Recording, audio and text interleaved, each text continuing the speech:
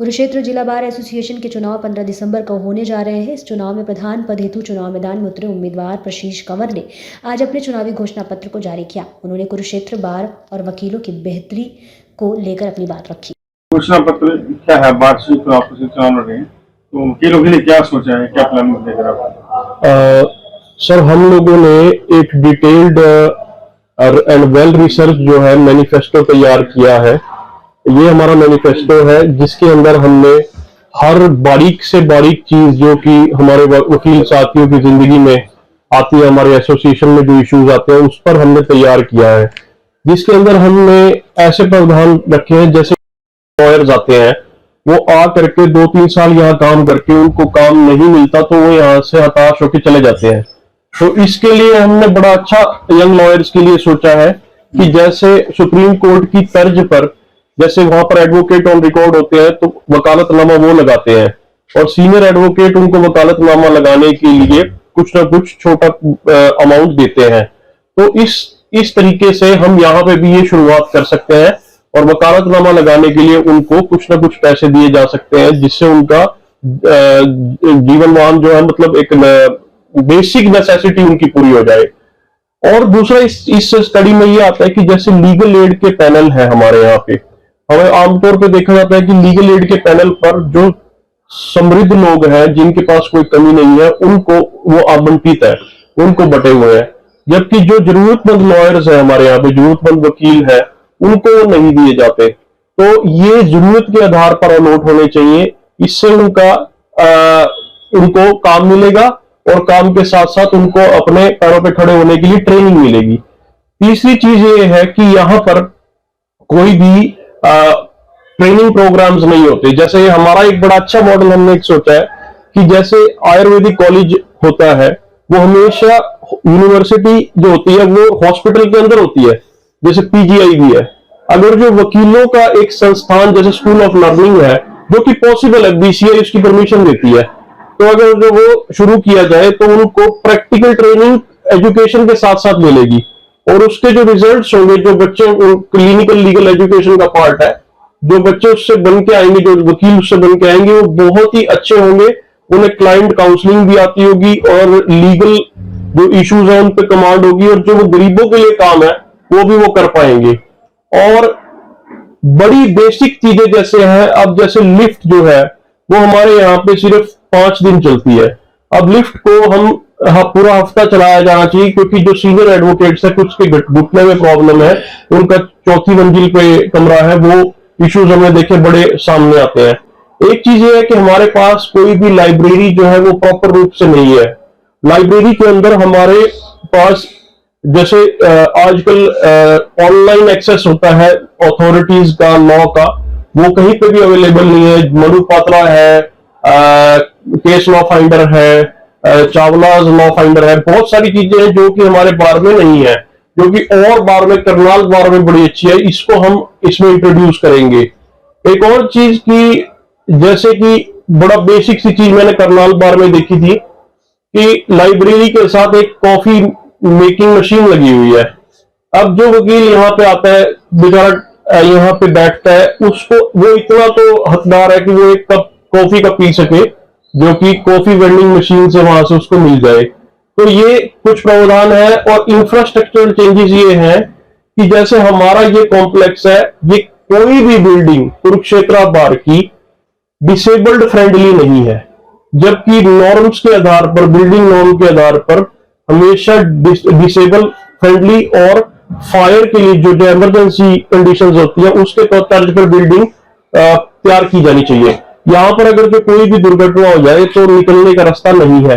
Number 2, कोई भी दिव्यांग भाई अगर जो यहाँ पे 4थे फ्लोर पे जाना चाहे उसके लिए कोई भी प्रावधान नहीं है, ये बिल्डिंग डिसेबल्ड फ्रेंडली नहीं है।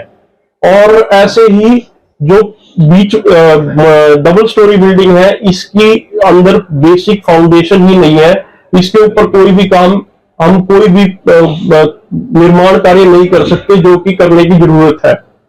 चौथी चीज इसके अंदर जो है ना, मैं सीरीज के अंदर ये बताना चाहूंगा, वकीलों के जो ग्रीवियंस है, वकीलों और जो जजों के बीच में जो ग्रीवियंस है, ये देखा गया है आमतौर पे जब किसी भी वकील या जज के बीच में कोई डिफरेंस आता है, उसमें कुछ चुनिंदा लोग जज के पास जा करके उसको सॉल्व कर देते हैं। हमारे बार का ये प्रावधान, हमारे कल्चर रही है बार के अंदर, उस आदमी को, उस वकील को अपनी बात रखने का मौका नहीं दिया जाता। जबकि मीटिंग्स जो है वो ओपन बार में जजों को आना चाहिए, वहां ओपन मीटिंग होनी चाहिए। और हम यहाँ पे बार में पोजीशन लाएंगे जिसके अंदर जज जो है वो बार रूम में आएंगे। जैसे पहले कभी ये हुआ करता था, जब ये बार एस्टेब्लिश हुई तब जज बार में आया करते थे, लेकिन अपनी वेस्टेड इंटरेस्ट को पूरा करने के लिए बार से ये कल्चर खत्म हो गई। विजिलेंस की मीटिंग जो है, देखा गया है पीछे कि वकीलों के ऊपर अनायास पर्चे दर्ज हुए जिनकी जरूरत नहीं थी। अब जैसे कोई डॉक्यूमेंट को लेकर भाई कोई फर्जी डॉक्यूमेंट आ गया, वो पर्चा दर्ज कर दिया वकील के खिलाफ, क्योंकि विजिलेंस की मीटिंग में प्रधान जो है एसपी और डीसी के साथ और सेशन जज के साथ अकेले में बातचीत करते हैं, या फिर बातचीत करते हैं तो किसी को लेके जाते हैं तो उनको लेके जाते हैं जो जिनसे उन्हें वोट की अपेक्षा होती है।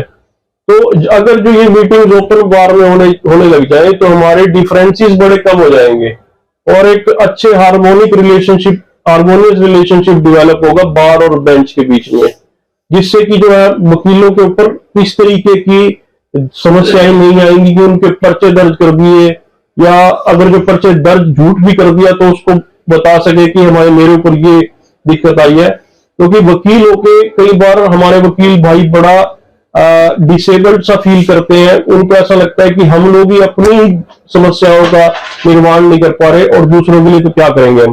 तो इसलिए हम ऐसा कुछ मैकेनिज्म डेवलप करना चाहते हैं जिसमें सॉल्यूशन जो है इन द बार हो। इस ऐसे ही हमारा जैसे हमारा रजिस्ट्रेशन का मुद्दा है, अब रजिस्ट्रेशन के मुद्दे पे काफी क्रिटिसिज्म भी आ रहा है कि आप लोग इलेक्शंस के टाइम पे कहीं आप भाग तो नहीं रहे, लेकिन मैं भागने के बजाय हम ये कहना चाहते हैं कि हम इसको फेस कर रहे हैं और औरों को भी फेस करना चाहिए। ये रियलिटी है कि अगर जो बार रजिस्टर्ड होता तो हमें कुएं के मेंढक नहीं बनना चाहिए, हमें ये नहीं सोचना चाहिए जैसा चल रहा है वैसे चले।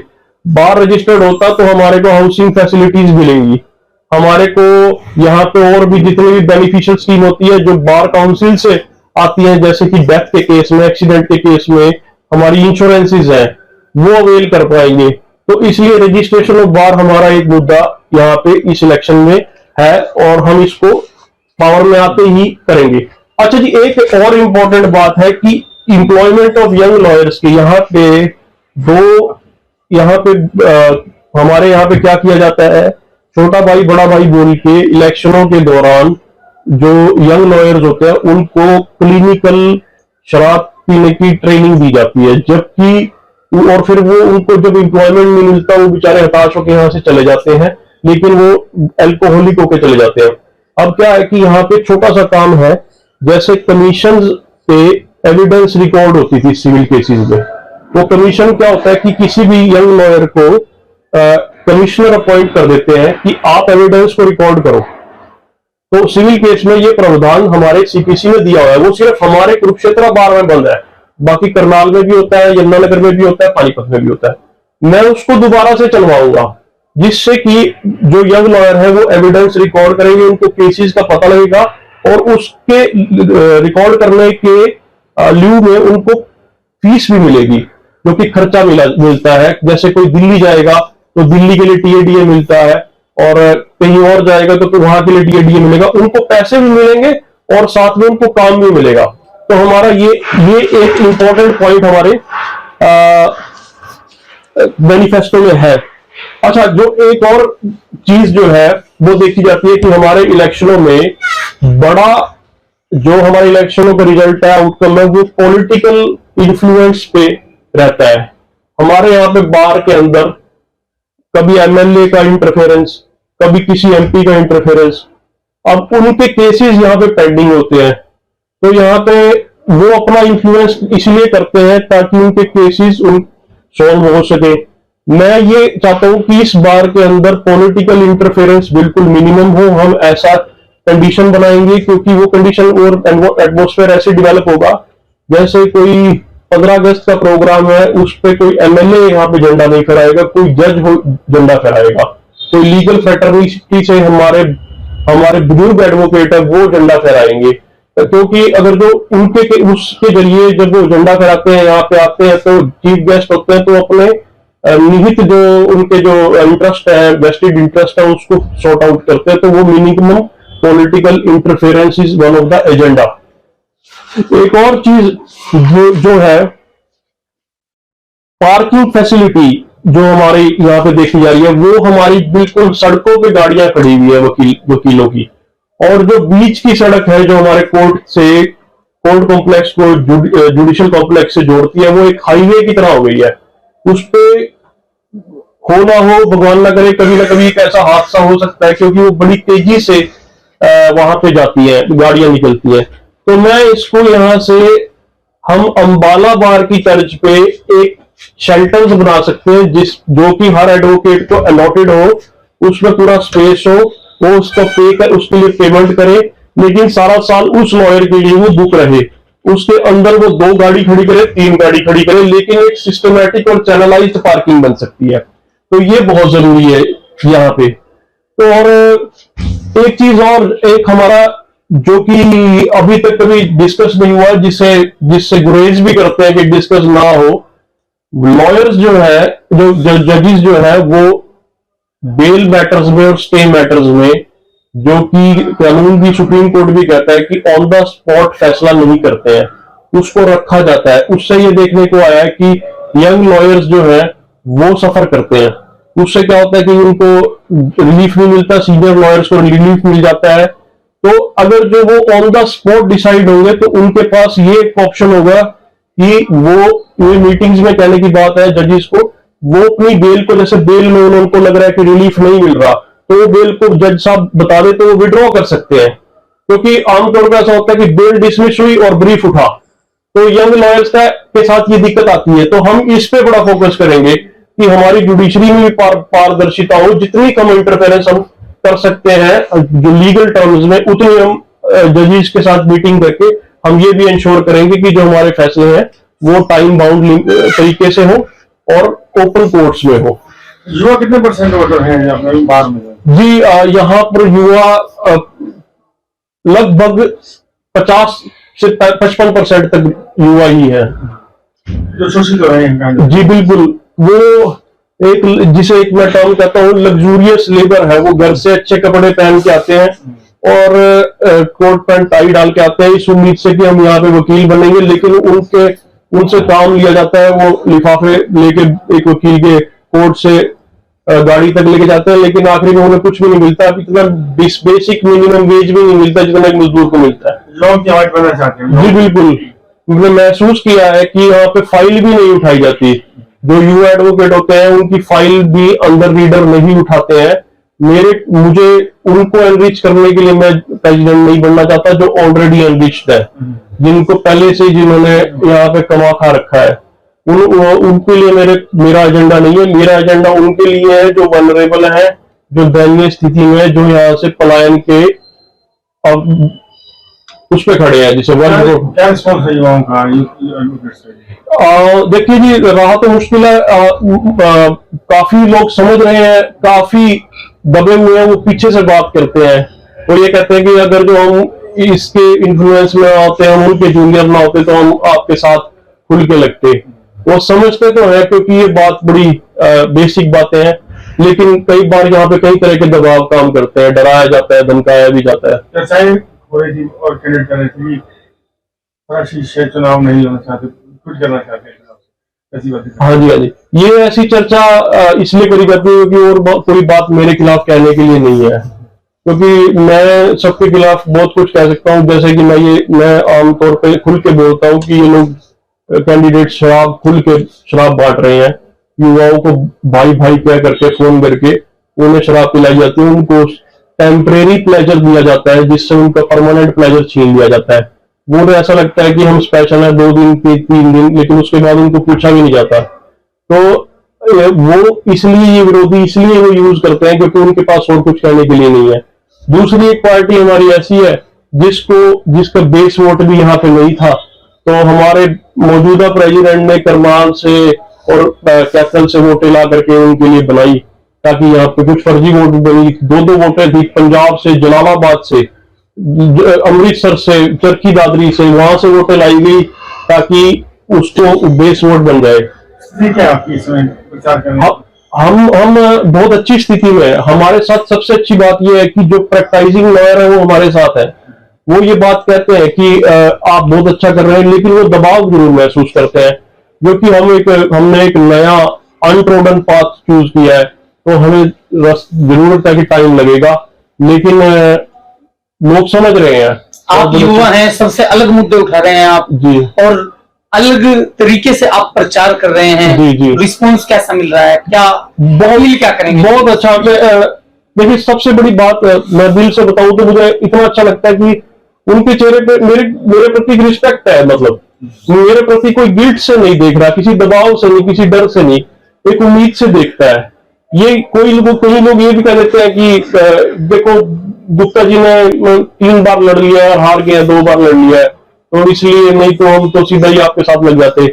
तो मैं ये भी कहता हूँ कि अगर तो इस कसौटी पे कसना ये यार्डस्टिक है, तो मोहम्मद गौरी ने 17 बार लड़ने की जरूरत ही नहीं थी। पृथ्वीराज चौहान 2 के बाद कह देते, 3 के बाद भी अंदर आ जाओ।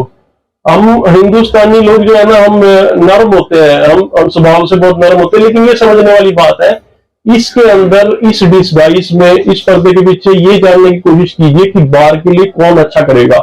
जो आदमी 20 लाख 30 लाख खर्च रहा है, वो अपना अधिकार सा समझने लग जाता है कि मैं यहां से कमाऊं, जबकि मैं जो काम बात कर रहा हूं इसीलिए बोल रहा हूं क्योंकि मैंने इस तरीके का नया कोई खर्चा नहीं किया, इसलिए मैं यहाँ पे दिलेरी से काम कर सकता हूँ और जो है युवाओं के लिए काम कर सकता हूँ। मुझे किसी को प्लीज करने की जरूरत नहीं है कि इस ग्रुप को प्लीज करना है या उस ग्रुप को प्लीज करना है, मैं सीधा युवा के लिए काम कर सकता हूँ। जैसे आपका कहना है कि कुछ युवा जो है प्रेशर होने के बाद भी आपका साथ नहीं दे पा रहे हैं, क्या लगता है कि आफ्टर द रिजल्ट एक अच्छा उम्मीद रखते हैं? जी बिल्कुल, ये एक रिजल्ट बड़ा आई ओपनिंग होगा, क्योंकि जब हम वोट की पेटी तक जाते हैं ना, तो एक कॉन्शियस स्ट्राइक करती है अंदर, तो उसमें जब कंपैरिजन करते हैं उनको, मैं अपनी मोटो बार वेलफेयर को आत्मसात कर चुका हूं कि मुझे बार का वेलफेयर करना है।